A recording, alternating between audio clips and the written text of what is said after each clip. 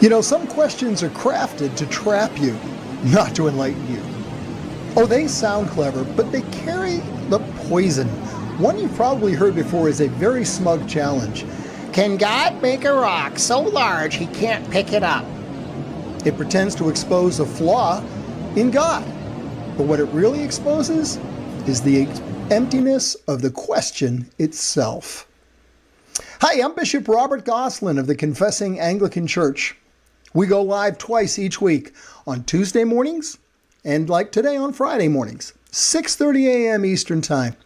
We begin our week together looking at the scriptures. You and me digging into a verse. We open God's Word, and it's not for information, it's for formation. God's work in us, for clarity, and for the peace that only Christ can give. So settle your mind, take a breath, and let's begin with today's first word.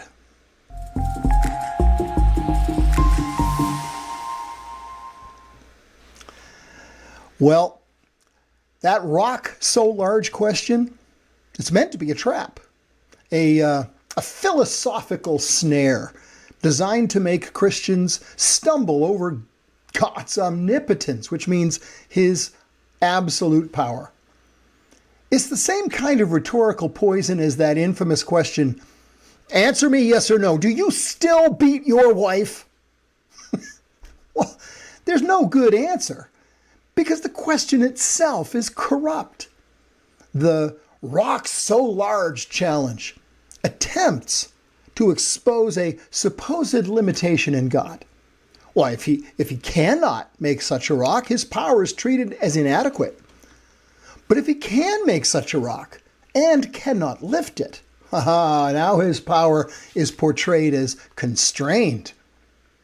Well, the entire question is built on a false premise.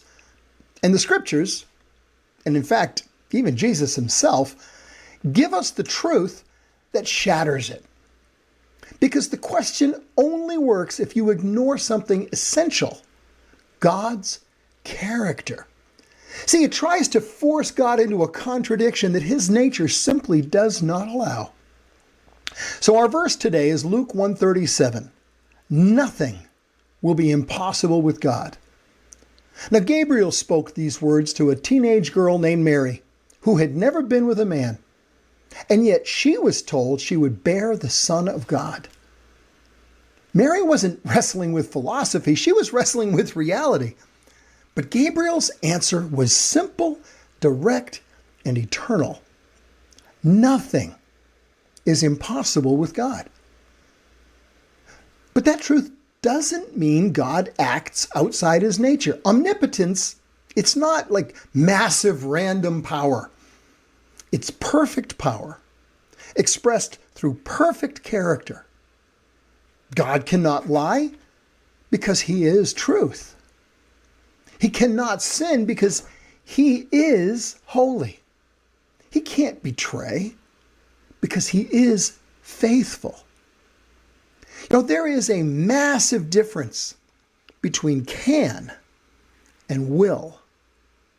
Look, if it were only a matter of capacity, I could go down to the bank today, take out all the money, buy a first-class ticket to some luxury destination, and live it up and spend it all. Just sort of vanish for a month or two and live it up.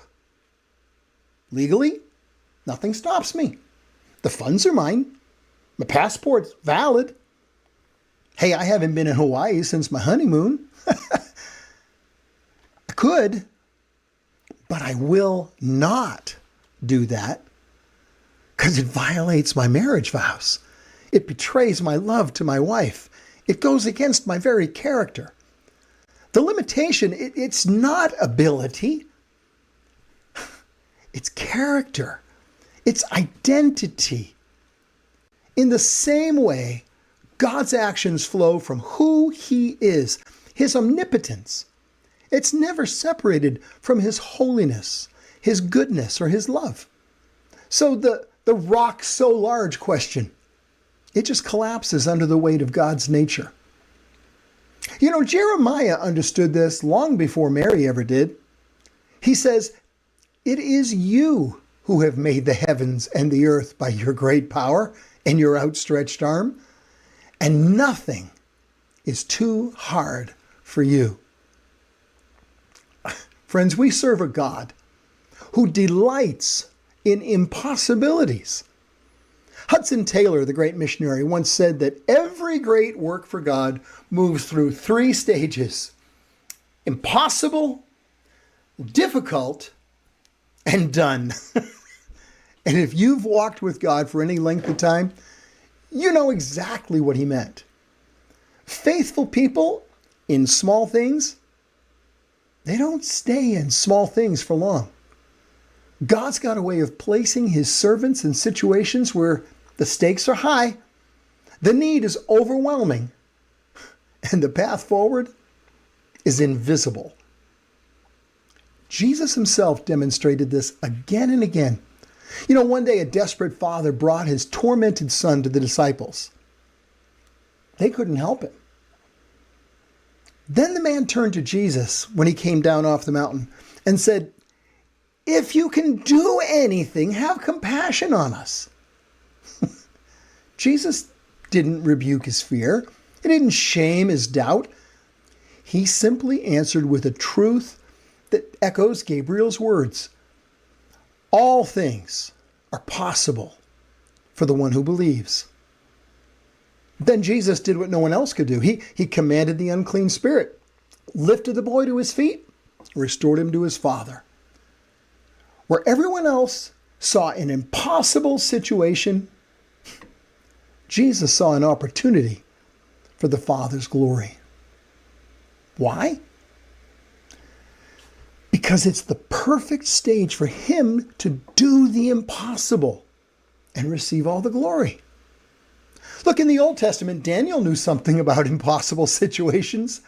He was a captive serving in a foreign government, a man of impeccable character.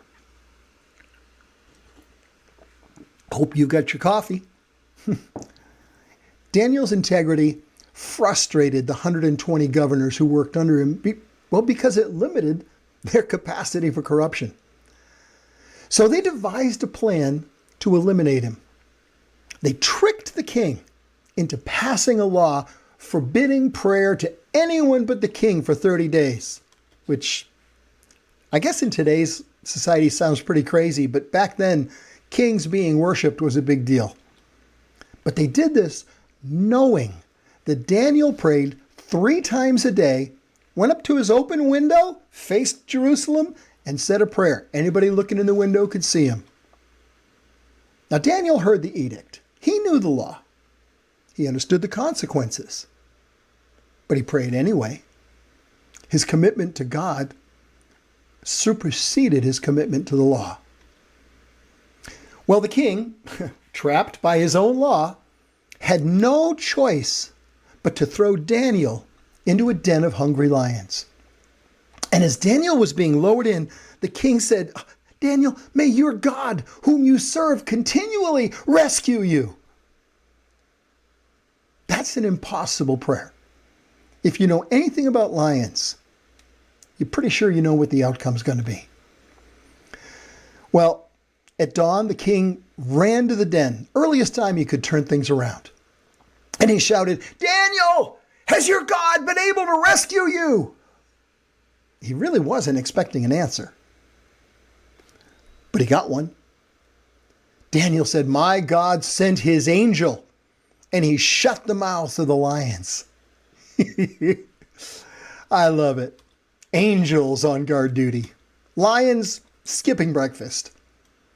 And a faithful servant standing unharmed.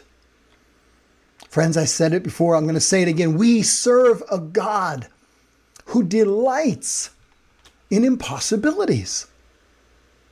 Well, the king rejoiced. Daniel was lifted out, and his accusers, along with their families, were thrown in.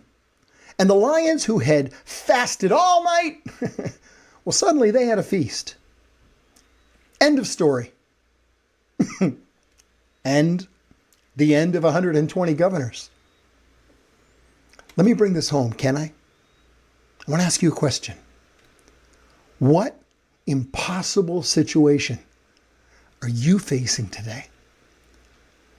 We serve a God who delights in impossibilities, friend.